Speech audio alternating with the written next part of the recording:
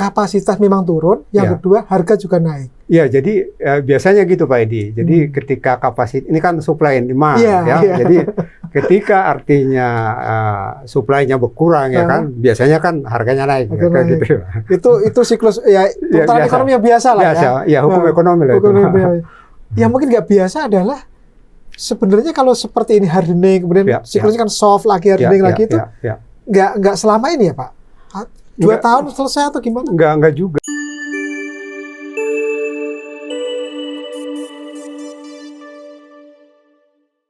Sahabat TV Asuransi, bertemu lagi dengan saya, Edi Santoso, Wakil Pemimpin Redaksi Media Asuransi. Dan kali ini saya bersama tamu saya, Pak Erikson Hutape. Apa kabar Pak? Baik, selamat siang Pak Edi, selamat siang pemirsa semua. Ya, Pak Erikson ini adalah Direktur Teknik Sompo Insurance Indonesia. Jadi pada kesempatan ini saya akan ngobrol dengan Pak Erikson dengan tema seputar market hardening di reasuransi dan asuransi global dan dampaknya bagi Indonesia. Jadi ini tema yang ingin kita angkat selalu, kita ulas terus-menerus karena ini mungkin bagi Anda sebagian penonton adalah sesuatu yang baru, akan tetapi ini sesungguhnya bukan sesuatu yang baru di dunia asuransi. Nah, Pak Erikson, kalau kita bicara tentang market hardening atau hard market di asuransi global ini kan bukan sesuatu yang baru ya Pak sebenarnya? Ya tentu Pak. Jadi sebenarnya ini ada semacam siklus ya sebenarnya ya. Nah jadi untuk yang sekarang ini sebenarnya itu sudah dimulai sebenarnya di international market itu dimulai kira-kira 3 tahun yang lalu. Nah itu berasa kalau misalnya kita melakukan fakultatif ya, jadi penempatan reasuransi ke luar negeri itu kalau kita lihat sekarang meski nggak ada loss misalnya satu risiko itu pasti naik.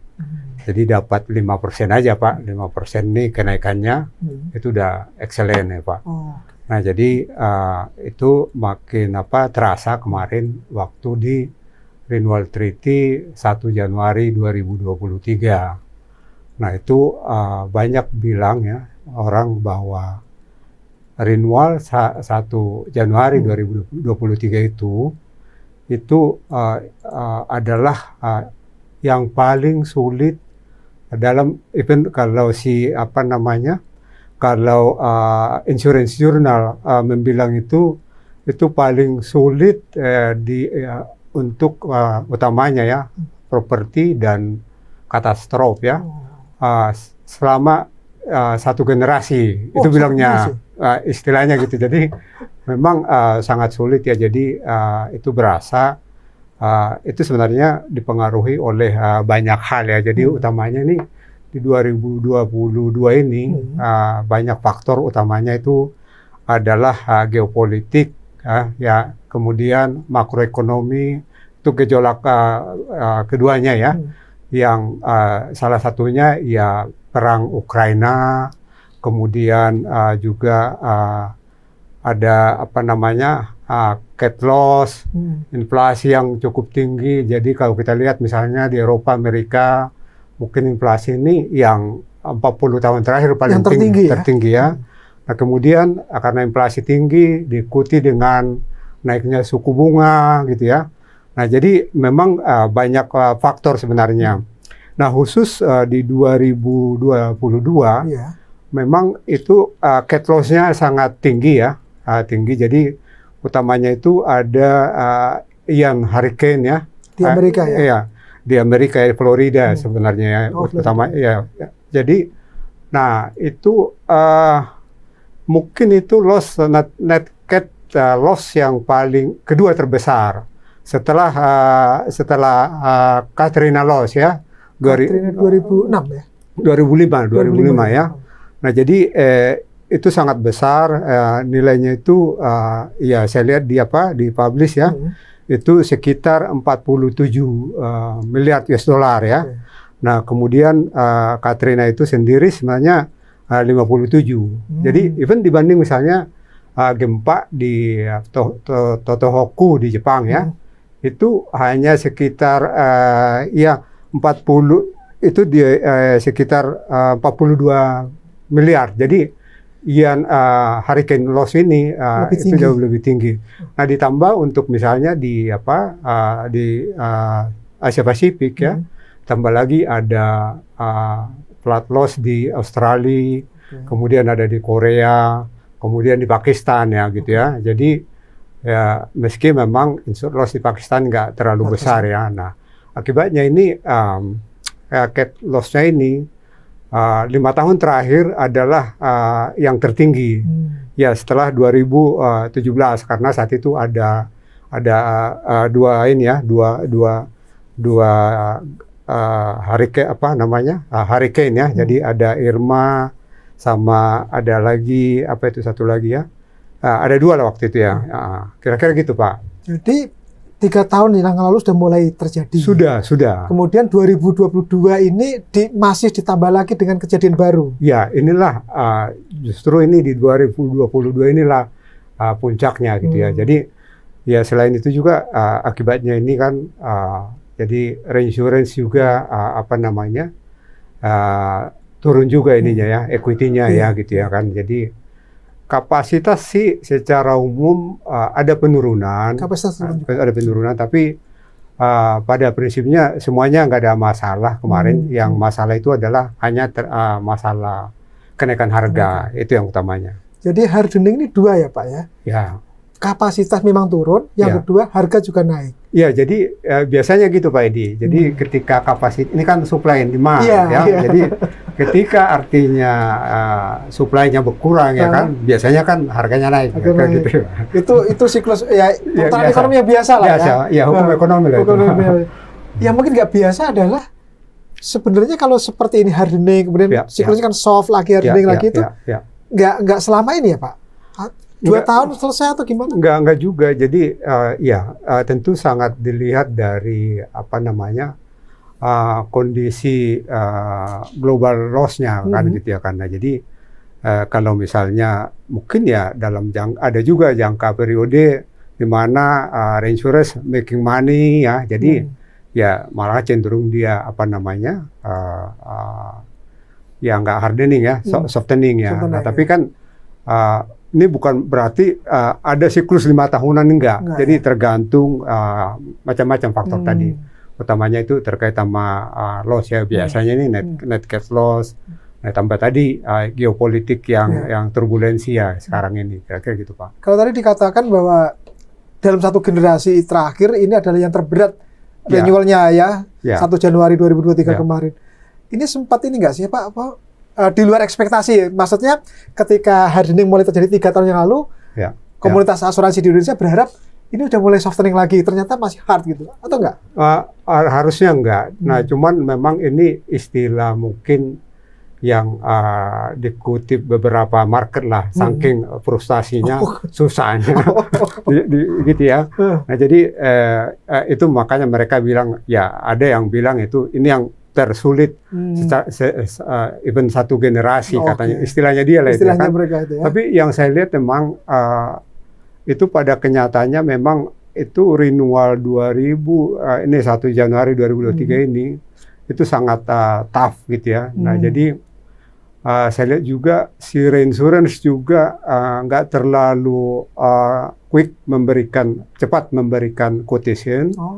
Nah sehingga ya jadi seeding company, broker agak ini juga agak frustrasi juga gitu ya. Jadi itu mepet-mepet. Jadi even sampai udah 2 minggu renewal gitu Pak, mau renewal ya, itu masih banyak yang belum beres gitu ya kan. Nah jadi akhirnya namanya udah kepepet Pak, waktunya mepet gitu kan.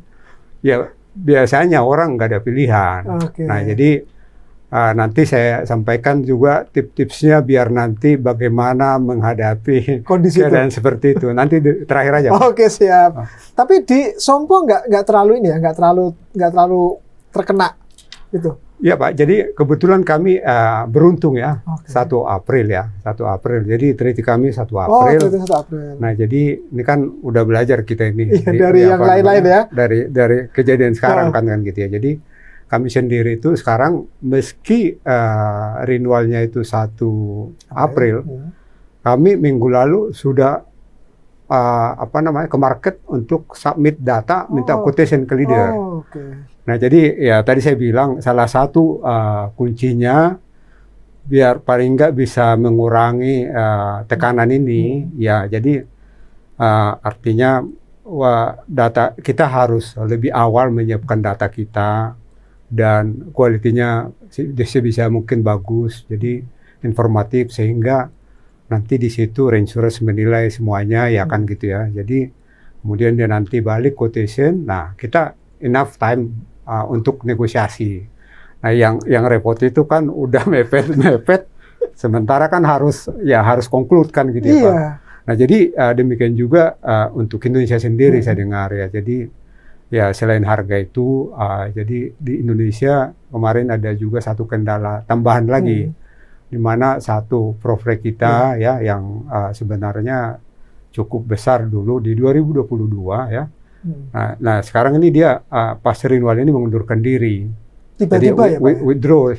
Sebenarnya nggak tiba-tiba, jadi itu udah berasa karena ya ada, semua tahu lah kita kan ada isu masalah RBC dan financial isu lah ya. Ya semua udah tahu, jadi mereka ngambil kebijakan untuk tadinya sih mengurangi untuk meraih bisnis gitu ya kan. Tapi kenyataannya di market yang pada saat renewal 1 Januari 2023 ini mereka totali tarik diri. Nah jadi tadinya ini mereka itu banyak sebagai lead reinsurers untuk lokal-lokal, karena kan di kita kan ada sekarang itu kan ada 5 sebenarnya yang sudah eksis ya. Jadi memang ada satu Inare kan karena baru ya. Jadi ini sebenarnya kan ada Indonesia Re, ada Tugure, ada Marine, ada Nasre, ada Nusantara Re. Nah satu ini kan mereka withdraw dari treaty renewal gitu ya. Jadi akibatnya selain dari hardening of market ini kan market hardening, retro kan harganya naik kan. Nah ini terpaksa juga ditransfer ke domestik kan gitu ya kan. Nah jadi memang beberapa perusahaan asuransi yang besar gitu ya kan, itu ada juga langsung dia memang menempatkan ke luar negeri, global ya.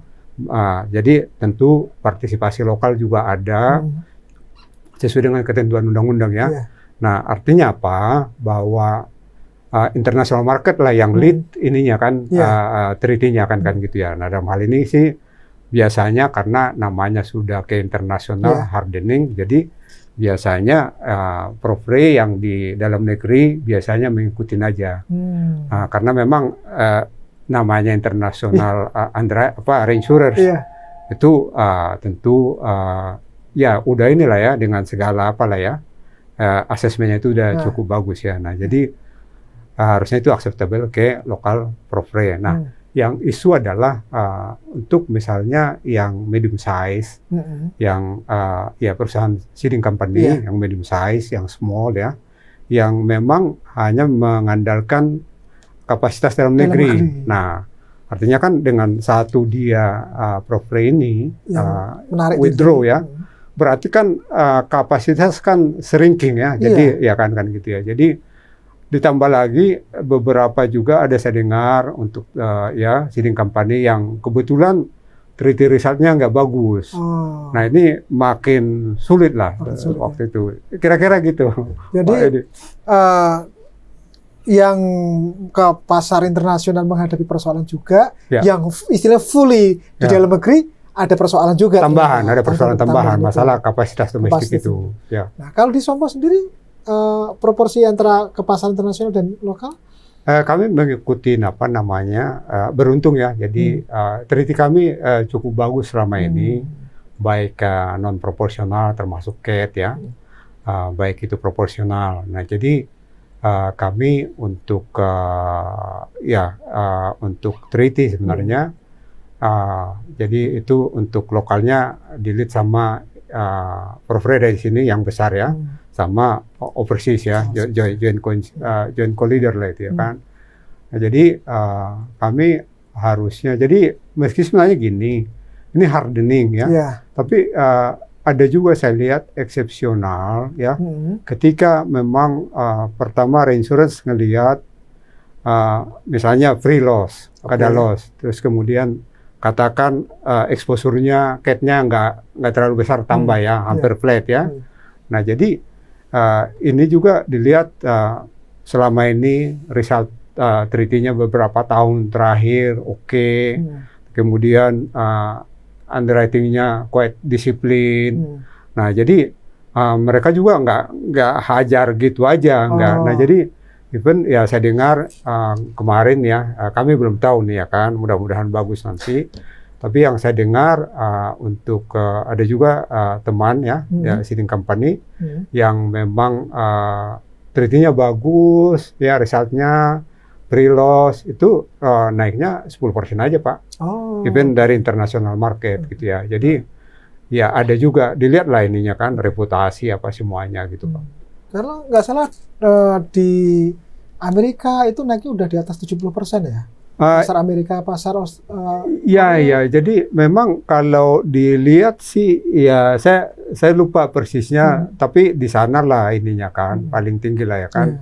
Karena kalau misalnya ini kan pasti kan misalnya Ian hurricane loss kan di sana kan gitu ya kan. Gede banget. Nah, jadi kemudian inflasi juga di sana tinggi kan gitu ya. Jadi memang kalau kalau saya lihat sih kenaikannya itu berapa dibilangnya, rata-rata dibilang sekitar secara ini jadi salah satu ini saya ambil dari insurance journal gitu ya. Nah, jadi dia juga nge-quote dari satu source itu overall itu secara global 37% naik. 37%. Lebih gitu ya kan. Nah, jadi saya pikir kayak di Amerika ya. Nah, saya lihat juga misalnya kalau di Asia ini Korea, Taiwan gitu ya kan. Itu yang terimpact juga. Lebih tinggi lah pasti dari rata-rata ya. Kalau Southeast Asia kebetulan kan nggak ada tahun 2020 ini kan nggak ada cat loss ya. Ada sih sebelumnya Malaysia ya? Tapi kalau nggak salah di 2000 di akhir-akhir itu ya, akhir-akhir 2001 ya, pas mau renewal 2002. Jadi ya pas 2002 itu sih quite okay untuk cat loss-nya gitu. Nah jadi cuman kan kalau reinsurers kan lihatnya kan dia juga sekarang melihat ketika dia participate in treaty berarti kan kapitalnya kan di lock di situ kan. Nah sekarang suku bunga berapa gitu ya kan. Nah jadi harusnya dia berpikir return on equity-nya harusnya di atas itu kan. Kalau nggak ngapain juga gitu ya kan. Nah jadi kira-kira gitu sih Pak.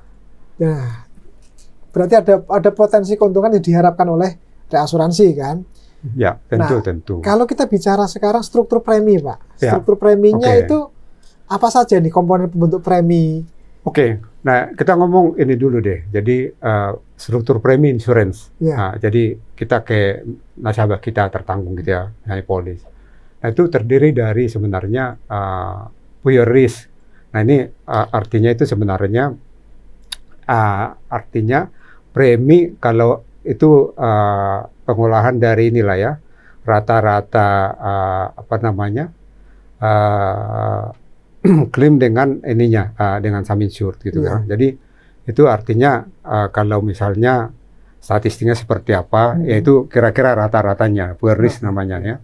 Nah selain itu ditambah ini tentu ada cat loss. Cat loss ini kan seperti ini kan, karena gini Pak.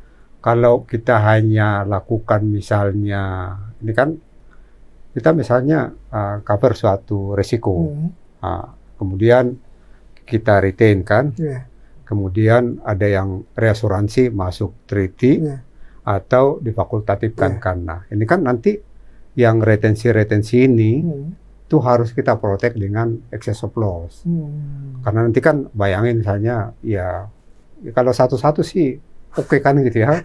Tapi kalau ini kan udah harus malah harus dihitung dengan benar dengan earthquake model lah ya. Jadi malah kalau di Indonesia itu karena konsentrasinya itu ada di Jakarta, Banten, inilah Jawa Barat gitu ya. Nah itu parameternya. Nah biasanya seeding company itu atau even Profre itu melakukan modeling ya, baik itu RMS, Air ya. Itu nanti dari situ di run modeling, nanti dapatlah kira-kira berapa sih yang dibutuhkan untuk memproteksi itu nanti catnya ini. Jadi artinya emang harus beli ya. Jadi kembali tadi kan ada poor risk rating ya, poor risk premium, ada untuk cat ya. Kemudian tentu ada acquisition cost. Kalau misalnya ada komisi ya, brokerage ya. Nah kemudian tambah lagi itu ada tentu OPEX ya, atau ada yang bilang manajemen expense atau operational expense ini ya ini kan buat bayar karyawan, bayar kantor, situlah semua kan. Nah kemudian tentu ada margin untuk profit. Itulah ininya, itulah secara rule untuk menetapkan ini premi sebenarnya. Nah, kalau kemudian harga premi asuransi dari global itu naik, ini masuk kemana Pak dari komponen itu tadi? Oh iya, jadi pertama gini, kita melihat, saya ini dulu, saya buat yang simpel ya kan. Katakan suatu resiko, ya resiko misalnya katakan petrochem, pabrik atau power plant ya, yang nilainya besar, kapasitas dalam negeri nggak memadai. Nah ini mau nggak mau harus ke international market. Nah nanti yang quote harganya itu adalah ngikutin harga reinsurance internasional. Nah inilah langsung kita kita transmisikan ke siapa namanya, ke klien. Ya jadi mau nggak mau, itulah yang saya bilang ini sekarang itu kan makanya jadi kenaikannya itu nggak ada loss aja. Setahun gitu ya, nggak ada loss nih. Bagus itu. 5% naik itu udah luar biasa. Nah, biasanya bisa 10%, 15%. Itu Pak Edi. Jadi maksudnya nggak ada loss itu nggak ada loss di dalam di negeri nggak ada. Di pasar kita ya? Nggak, artinya satu resiko itu. Satu resiko itu artinya kan. Nah jadi, lalu yang kedua ketika ini di range misalnya dengan treaty atau di retain ya. Nah tentu ya kalau terkait sama ini kan tadi kan nanti kita lihat sebenarnya akibat dari akibat dari hardening market ini ya salah satunya kan reinsurance komisi turun dari treaty. Nah artinya inilah yang menjadi income dari si seeding company ya kan. Nah ketika reinsurance komisinya turun, nah dia juga harus mengejas juga ini nanti tentu mungkin acquisition cost-nya dikurangin ya kan. Mungkin marginnya nggak tahu dia adjust seperti apa gitu ya. Jadi tergantung kebijakannya masing-masing lah ya. Nah, jadi sebenarnya itu tadi yang benarnya itu tadi faktor-faktor itu dikonversikan ya Pak, gitu ya kan. Jadi kalau dia tadi treaty atau fakultatif reinsurance komisi kan gitu ya kan. Nah kalau misalnya tadi itu ya itu tadi ada cat loss-nya dimasukin situ. Nah kembali lagi, ini nggak serta-merta juga kita apply ke seluruh klien kita. Nah jadi tentu kita lihat juga ada misalnya resiko sama ini bagus dia kan, nggak ada loss, kemudian risk manajemennya bagus ya kan gitu ya kan, quality of risk-nya bagus semuanya. Jadi even ya kalau saya melihat ya nggak ada misalnya itu ke overseas ya, karena apalagi kita kan misalnya nih kalau properti kan tarif sebenarnya kan gitu ya. Jadi bisa kita mungkin maintain bisa kalau nggak misalnya terpaksa gitu ya. Bisa aja. Jadi ada banyak cara ya untuk banyak, apakah ditransmisikan langsung, tapi tidak sebesar yang bisa. Ini kemudian juga bisa ditahan sendiri. Tapi gini Pak Erikson, jadi kalau kita berbicara tentang premi yang harus dibayarkan oleh nasabah gitu ya. Kemudian kan kabarnya ini kapasitas juga terbatas. Nah, apakah ada kemungkinan bahwa dengan premi yang sama dengan tahun sebelumnya, tapi kapasitas berkurang. Ini seperti apa? Hardening ini pengaruhnya ke sana nggak? Enggak, jadi itu Pak Edi kan, nah tadi saya bilang kan, ini ada, nah ketika biasanya kan ada beberapa ini juga, jenis juga klien. Ada memang requirement-nya itu, dia perlu klien, apa namanya, reinsurers yang memang financial ratingnya A- minimum. Yeah. Nah, dalam hal ini kan, ini ke luar negeri. Nah, utamanya misalnya, ketika ada kebutuhan misalnya lenders, nah, jadi di asuransi ini kan ada ya. Nah itu dia jelas ininya, ada requirement-nya. Karena nanti kalau reinsurance ini nggak bisa bayar, ada masalah, nggak bisa bayar masalah. Jadi beberapa itu ada requirement. Nah dalam hal ini biasa ya udah ke luar negeri, ya. Jadi kapasitas pertama ada hal di mana requirement-nya memang nggak boleh banyak di dalam negeri, tentu regulasi harus dipenuhi ya. Nah, itu satu. Yang kedua, nah itu kan harus ada security yang bagus, ada requirement-nya. Jadi dalam hal ini overseas. Nah itulah artinya dalam negeri kapasitasnya juga nggak cukup kan gitu ya kan. Nah jadi ya akhirnya ya itu Pak, nanti kapasitas nggak cukup ya berarti harus cari kapasitas tambahan ke luar negeri gitu. Mau nggak mau ya harus dilakukan ya, karena si nasabah ini, si end user ini, dia minta bahwa full gitu kan? Ya harus. Setahu saya sih nggak tahu ya. Jadi untuk klien kami sih rasanya yang belum ada yang self insurance ya. Nah jadi ya kita berusaha untuk ini ya, untuk ya untuk place inilah ya. Jadi sebenarnya kan juga peran dari perusahaan asuransi sangat penting juga. Jadi artinya misalnya kan ada satu loss yang besar, gitu kan, satu loss yang besar. Nah ini kan dilihat nih lossnya kenapa, kemudian apa prevention action-nya apa yang udah dilakukan, gitu kan. Nah jadi tentu misalnya kan karena ada loss, kan biasanya gitu Pak, karena ada loss besar, kemudian nih nggak ada kapasitas gitu kan. Nah, jadi yang jelas artinya ya peran dari si apa namanya insurance company ataupun brokernya sangat penting ya. Nah, jadi artinya kerjasama si klien juga harus bagus juga. Jadi ya ya memang nggak bisa dihindari kan, premi harus naik, mungkin deductible naik. Ya tapi kan ini kan ketika dari segi risk management udah dilakukan dengan baik gitu kan. Nah jelas ininya kan apa namanya actionnya ke depan gitu ya kan. Nah itu juga satu pertimbangan dari si underwriters ya. Nah, even mau ke luar negeri. Jadi kalau asal gitu aja kan ya mungkin susah dia kan gitu ya kan. Kira-kira gitu Pak. Tapi yang pasti ketika ada loss besar itu mau nggak mau harus di adjust terms and kondisi. Nah kalau misalnya katakan menurut si apa namanya si kliennya itu terlalu rendah ya itu ya. Nah itulah yang repot. Jadi ada beberapa juga saya lihat di market gitu ya kan. Karena dia dipaksakan itu preminya nggak terlalu tinggi naiknya. Karena ada loss besar gitu ya kan. Nah, jadi coba di place dalam negeri aja. Ini mungkin tadinya ke luar negeri juga. Nah, harusnya ini ke luar negeri. Tapi karena luar negerinya naiknya tinggi. Jadi coba dipaksa di dalam negeri. Nah yang saya lihat ini apa namanya. Akhirnya apalagi misalnya lewat pialang asuransi ya, jadi ada konsultan ya, ada broker yang apa namanya involved. Nah jadi mereka coba place di dalam negeri dengan co-insurance yang banyak itu Pak. Nah itulah menurut saya kurang sehat ya gitu ya, karena dampaknya juga bayangin Pak, kalau misalnya ada satu loss kayak besar gitu kan, ini bagaimana ini kan? Kolek ini kan belum tentu juga, kita nggak tahu retronya si yang banyak ini kan gitu ya. Nah terus juga ini nanti bermuara di profile kita gitu ya kan.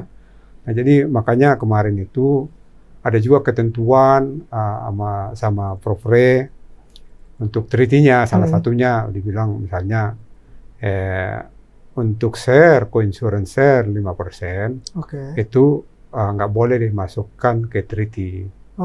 Jadi itu yang dijaga. Karena kan misalnya kalau di bawah 5, bayangin 20 Pak, masuk ke situ semua Pak. Nanti pas loss gitu, wah luar biasa itu Pak. Ya kan gitu. Oke, Pak Erikson. Nah, kan bukan kebetulan ya. Sompo memang untuk renewalnya itu di 1 April ya. Ya. Nah, tapi kalau kita bicara rencana bisnis RKB-nya itu tetap di akhir tahun ya, Pak? Penyusunan ya, tentu. bisnis. Jadi biasanya sih Pak ya kan itu di Oktober umumnya sih sudah mulai. Udah selesai karena juga kita harus sampai ke OJK ya. Jadi biasanya sih Oktober. Jadi saya pikir bukan hanya Sompo, kami sendiri saya waktu untuk di bisnis plan kami itu saya masukkan ada kenaikan juga. Saya udah masukkan. Nah, jadi mungkin sih yang kemarin kemarin itu yang mungkin saya nggak tahu teman-teman yang lain banyak juga mungkin harusnya udah di reserve ya. Harusnya. Cuman apakah itu cukup atau enggak? Oh, di luar dugaan gitu kan kira-kira gitu. Tapi kalau Sompo ini ya udah cukup ya. Menurut saya oke Pak, karena result kami treatnya cukup bagus ya. Jadi saya lihat mudah-mudahan ya untuk proporsionalnya saya lihat dari ini kan ada kami mulai 2015 ya, mulai tahun itu cukup bagus Pak. Jadi oke lah menurut saya, optimis saya. Makanya yang khawatir kan mereka yang kemarin di 1 Januari itu harus renewal dan nggak bisa bergerak banyak karena waktunya mepet. Harga di luar tinggi, rencana bisnis mereka mungkin nggak setinggi itu kan masalah ini. Iya itu dia. Jadi selain itu saya pikir ya kan sekarang kan inflasi udah mulai terkenal. Ya kan kalau kita lihat di Amerika ini juga udah mulai kan. Eropa juga sudah mulai kan. Nah jadi mudah-mudahan ya nanti renewal 14 itu nggak hardening yang satu-satu ya. Tapi nggak tahu juga. Jangan-jangan di mindsetnya itu karena baru 3 bulan kan. Terus gitu kita sekarang udah minta quotation kan. Wah ini kemarin naik 25%. Naiknya itu tapi harusnya enggak ya. Jadi seperti saya bilang ya nanti dia ngelihat itunya seeding kampanyenya seperti apa gitu. Jadi makanya saya minta sih ke teman-teman di industri ya. Jadi salah satu yang paling penting sebenarnya itu harus disiplin mengunderwrite ya bisnis ya. Nah jadi ya memang kan kadang kompetisi ya, tapi pada akhirnya kalau terlalu compete juga terus preminya nggak adequate nanti jadi masalah sendiri ya. Nah jadi ya harus disiplin. Jadi nggak apa-apa kita terus jadi sustain kita gitu ya. Jadi ya kecuali misalnya ada cat loss lah. Itu kan tujuan kita juga kan hanya untuk itu ya. Jadi kalau saya bilang sih reinsurance bisnis ini ya itu risk management, bagaimana memanage risk itu. Nah jadi asal artinya price-nya kita charge, terms-nya adequate ya kan. Kemudian risikonya kita manage dengan bagus ya kan. Nah jadi kemudian kita beli proteksi yang proper gitu ya kan. Jadi harusnya kan kemudian kita juga kan kayak ada cat ya kan, kita udah modelin ya. Ya harusnya kan dengan model itu ya kita inilah ya. Jadi nanti kita lihat kita mau sekonservatif apa. Kan ada misalnya return periodnya itu 1 dalam 250. 400, 300, 400, 500 gitu ya kan ya. Jadi makin ini artinya makin return periodnya di modelnya itu makin tinggi kan. Artinya ini makin tinggi cover yang diminta. Jadi karena kira-kira pengertiannya bahwa 1 kali dalam 500 tahun terjadi itu probabilitasnya makin tinggi kan. Jadi kan gitu, dan itu makin tinggi yang kita beli proteksinya. Nah di kami sendiri kami pakai model yang paling konservatif RMS versi 18 dan return period itu 500, 1 dalam 500. Meski OJK itu mempersyaratkan 1 dalam 250 tahun. Jadi jauh lebih aman ya? Aman lah. Jadi kita tapi nggak tahu sejauh ini kan ya kita nggak tahu ya. Jadi sejauh ini kami loss-lossnya kecil-kecil aja gitu. Jadi hardening market adalah sesuatu yang sudah terjadi dan harus dihadapi. Ada banyak cara untuk kemudian menyiasatinya. tadi ya salah satunya jangan sampai mepet-mepet itu penting. Itu penting. Itu ya, jangan mepet-mepet penting. Dan tidak selalu bahwa tarif yang meningkat di pasar global ini harus ditransmisikan sama persis ke nasabah. Ada banyak cara yang bisa dilakukan. Terima kasih Pak Erikson Hutapea atas ngobrol-ngobrolnya. Terima kasih. Ya. Pemirsa TV Asuransi, jadi itu bincang-bincang saya dengan Pak Erikson Hutapea. Beliau adalah Direktur Teknik Sompo Insurance Indonesia, dan kita Anda sebagai nasabah dan juga saya, jadi kita sebagai nasabah asuransi mungkin bisa merasakan dampak hardening ini, bisa juga enggak merasakan. Karena tadi seperti yang Pak Erikson sampaikan, transmisinya bisa langsung one on one, bisa juga direduksi, dan perusahaan asuransi, terutama asuransi lokal maupun asuransi lokal itu punya banyak cara untuk kemudian bagaimana agar pasar ini tetap bergerak. Dan sekali lagi Pak Erikson, terima kasih. Terima kasih. Saya berharap masih ketemu lagi di program-program tema-tema berikutnya, dan kita akan ketemu lagi dalam bincang-bincang dengan saya maupun dengan host yang lain dari media asuransi. Dan mudah-mudahan apa yang kita perbincangkan saya dengan Pak Erikson pada kesempatan hari ini memberikan manfaat bagi Anda semua dan menambah pengetahuan kita semua. Sekali lagi terima kasih dan sampai jumpa lagi. Sampai jumpa. Terima kasih.